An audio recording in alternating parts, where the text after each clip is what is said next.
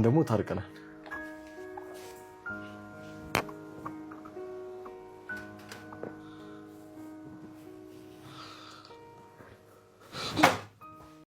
ናታንና ዳጣ ተቃቅፈው ስታያቸው ኤቢ በጣም ተናደደች። ወንበሩን በደግ አድርጋ በጣም አጩሃ መታችው። በመጀመሪያ ኤቢ ታርቀናል፣ አሁን ላይ እኮ ይቅር ተባብለናል። ይቅርታ መጠየቅ ደግሞ የትልቅነት ባህሪ ነው። ይቅርታ መቀበል ደግሞ ታላቅነት ነው በማለት ነበር ኤቢን ሲናገራት ዳጣ ጋር ሲተቃቀፉ ኤቢ የተናደደችው። ሰላም ሰላም የቻናሌ ቤተሰቦች፣ ቻናሌን ላይክ ሰብስክራይብ በማድረግ ቤተሰብ ሆኖ ኤቢ አሁን ላይ በጣም ተንኮለኛና አደገኛ ሆናለች። ሰራተኛዋን እያሰቃየቻለች በጣም አደገኛ ናት። ሰራተኛዋ ምግብ አዛት ከናታን ጋር ተጣልታ ነበረ። ከዳጣ ጋር ቁመው ሰራተኛዋ ጋር እያወሩ ባሉበት ቅጽበት ነበረ ምግቡ ለምን አላለቀም ብላ የተናገረቻት። ዳጣም ይች ልጅ ግን ጤነኛ ናት በማለት ነገረቻት። ከህፃንነቷ ጀምሮ እንደዚህ ናት፣ የተለመደ ነው ብላ መለሰችላት። ዳጣም በጣም ይገርማል፣ ምን አይነቲቱ አደገኛ ናት በማለት መለሰችላት።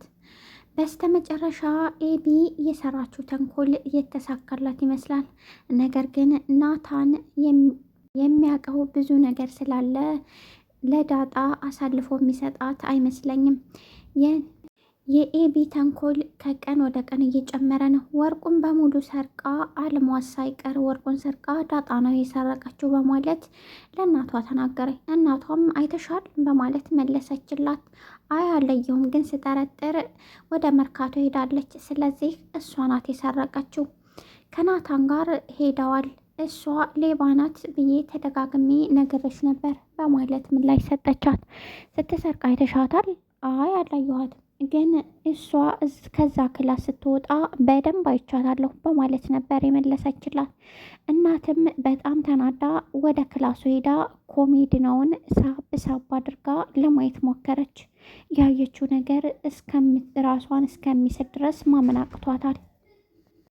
ውሃ ዳጣ የት ሄዳ ነው በማለት ሰራተኛዋን ጠየቀቻት። ናፈቀችሽ ማለት ነው? አዎ በጣም ናፈቀችኝ። ደግሞ ኤቢ አይኔ ላይ ውሃ አስገባችብኝ። ከክላስ ስትወጣ የሆነ ነገር ከኪሷ ይዛ ነበር። በዛ ቅጽበት ነበረ ምን ይዘሻል ስላት ውሃ አስገባችብኝ አለቻት።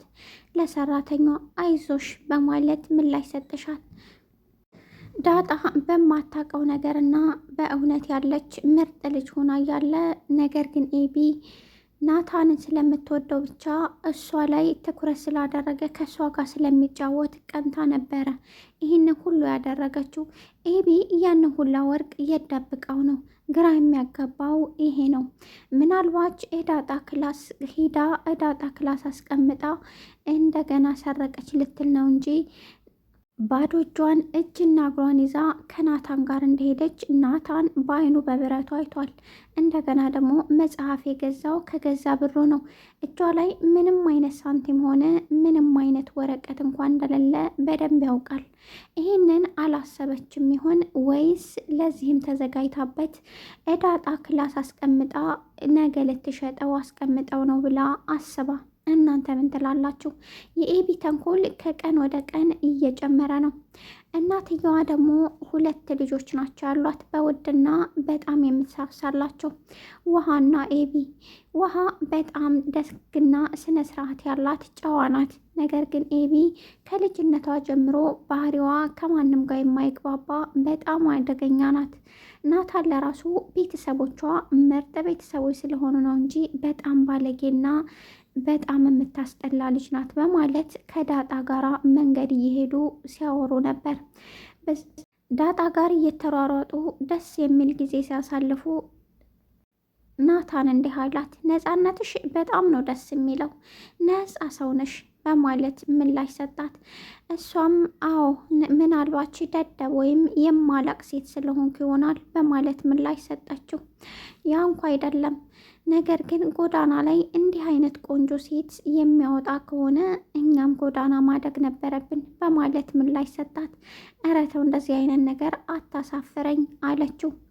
የዳጣ አባት ወላጅ አባቷ ከቤተሰቡ ልጁ እንደሆነች አልነገረም። በዚያ ምክንያትም ቤተሰቡን ደብቆ ነው ያለው። እናም ዳጣ ሰርቃለች ሲሉት ምንም አይነት ነገር ስትመጣ እንዳትናገሩ፣ ቀስ ብለን እኛ ራሳችን እናናግራታለን ወይም እኔ ራሴ ያናግራታለሁ ሲል ነበር። ነገር ግን ኤቢ ይሄ አባቴ ከቀን ወደ ቀን ለዚች ልጅ ያለው ቦታ እየተቀየረ ነው።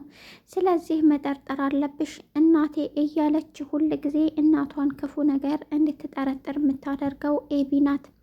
አባት ግን በፍጹም እንደዚህ አይነት ነገር አታደርግም፣ ከሆነ ደግሞ እኔ ራሴ ቀስ ብዬ የማናገራት ይሆናል በማለት ነበር ለቤተሰቡ ምላሽ የሰጠው። ነገር ግን እናት አንተ ለምንድን ነው ለዚህ ልጅ የምትቆረቆረው? ከቀን ወደ ቀን ለዚች ልጅ ያለ ቦታ እየጨመረ ነው። የማላውቀው ነገር አለ እንዴ አለችው። ዝም ማለት ሳይሆን ምላሽ እንድትሰጠኝ እፈልጋለሁ። ይቺ ልጅ ማናት? ከየትስ ነው ያመጣሃት? በቅርብ እንደምትመለስ ከዚህ በፊት ነግራኝ ነበር ብላ አፋጠጠችው። እሱም እባክሽን ተረጋጊ፣ የምትናገሪውን ነገር በስነ ስርዓት አስቢ። እሱ አሁን ልጄ ናት ብሎ ከተናገረ ሙሉ ትዳሩን እና ደስ የሚል ፍቅሩን ያጣል ብሎ ፈርቷል። ነገር ግን እናቷ ማናት የሚለው ጉዳይ ሁላችንም አሳስቦናል። እናቷ ሰራተኛዋ ናት። ምክንያቱም ከዚህ በፊት ከናታን ጋር ስታወራ ከዚህ በኋላ የራሴን ህይወት መሰረታለሁ፣ ከዚህ ቤትም መውጣት አለብኝ ብለሻል ነበርን ሲላት፣ አዎ ብዬ ነበር፣ እኔም መውጣት ፈልጌ ነበር። ነገር ግን አሁን ይሁን የማያስወጣኝ ችግር አለ።